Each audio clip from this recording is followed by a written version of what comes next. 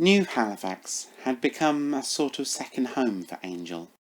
She spent a good deal of her time moving around the colonies of Venus, working wherever people are injured or sick, so she spent plenty of time at New Halifax. Its legalized gambling attracts crime of all sorts, often resulting in injuries. Angel had started renting an apartment on New Halifax, a timeshare of sorts, since she was here 4 months a year, the peak of tourist season, while 2 other residents took the rest of the year, for reasons that Angel did not know, nor did she really care. They were clean, leaving the apartment in a good state. Angel herself was a tidy person, her paramedic training giving her a strong desire for order and cleanliness. It was a Friday night, the worst night of the week for injuries, so she was out on patrol, the automated ambulance moving through the highest risk areas, waiting for something to happen. Angel was not alone. 4 paramedics operate out of each vehicle, sitting in the forward area.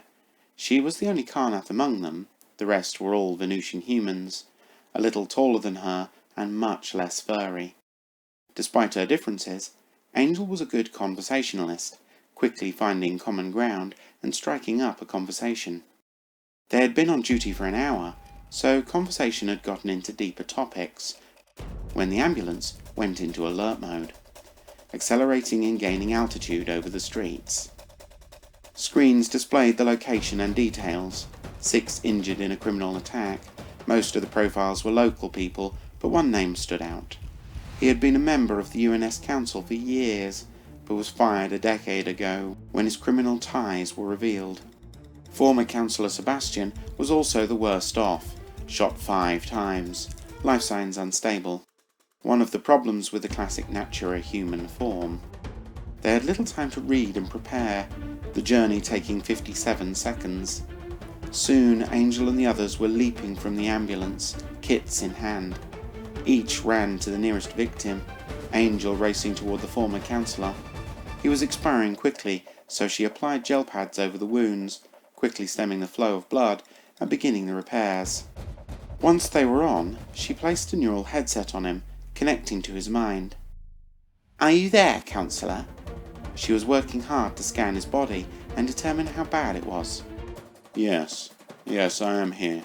What happened?" The counsellor was surprisingly calm, having little sense of what his body had suffered. Angel began to explain in simple terms.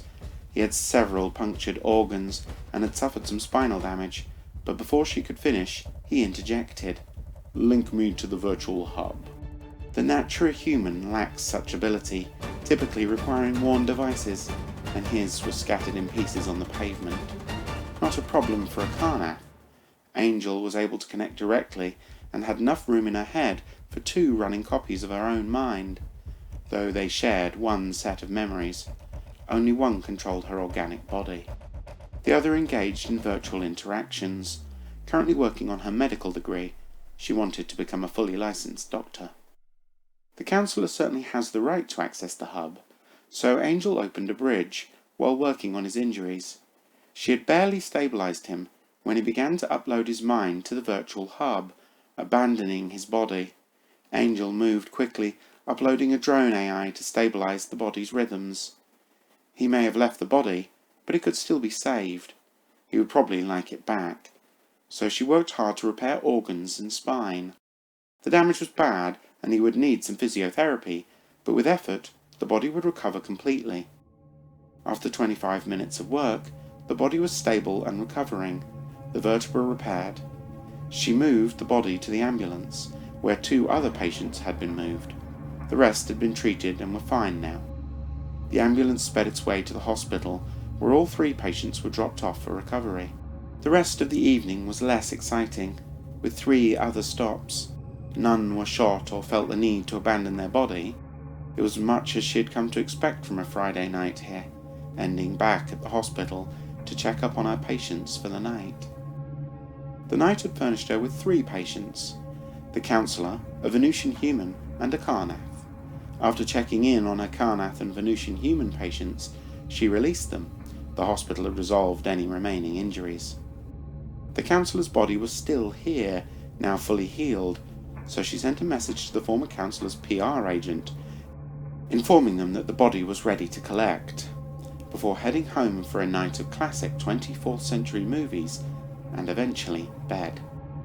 In the morning, over a bowl of tuna flakes, she received a message from the former counsellor's PR agent, informing Angel that she had no idea what she was talking about, as the former counsellor was at a gala benefit last night, and is still most certainly in possession of his body.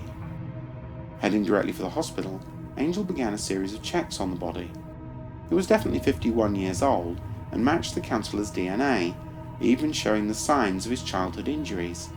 Checking the news, she was even able to confirm the PR agent's story. The counsellor had indeed been at the gala all night, not even on the same colony, more than 3,000 kilometres away. Angel called the police, reporting it as an unknown body, before heading out for the evening's work. It was a busy night, more than twice the activity of the previous day, but still not much drama. One lady had gotten her hand stuck in a jar. But the police didn't call back, nor did they collect the body, still sitting in a med pod at the hospital. After working for the night, she called the police again, this time being told that the body would likely never be claimed, as it was probably a cloned copy for some criminal activity, stressing that it could not be related to the former counsellor. After the call, Angel sat by the med pod, trying to decide what to do with it. The hospital requires healthy patients to leave. The body was certainly healthy, and apparently belonged to her now. After an hour of consideration, Angel set her drone AI to follow her, heading to a body broker's. The body wasn't worth as much as her own, but with a little extra from her savings, she could get a second body matching her own. That would make her job and studies much easier. The broker offered $5,000 for the body, about half what it would cost new, but it only cost her a few thousand more to get a copy of her own body. It would take a few days to print, so she set it for automatic upload, so when it was done, she would inhabit it immediately. The next few days were hectic, working as usual, but she was also looking for a post on a paramedic shuttle, something for a second body. It would have to stay within a light second for shared memories, but that still allows her to be anywhere on or in orbit of Venus. With twice the income, she would quickly be able to finish her studies and perhaps even start a practice of her own, so the busy days didn't tire her greatly. She was excited to have a second self. It was a Tuesday when the body was ready. She had dropped off clothing the day before and set up her accounts for the dual nature, so when she opened her second set of eyes, she smiled, ready for her life to become much more. Angel, too, left the body clinic with a kit bag and humming a happy tune, on her way to the Agassi, the emergency relief shuttle she was to work on for the next 6 months.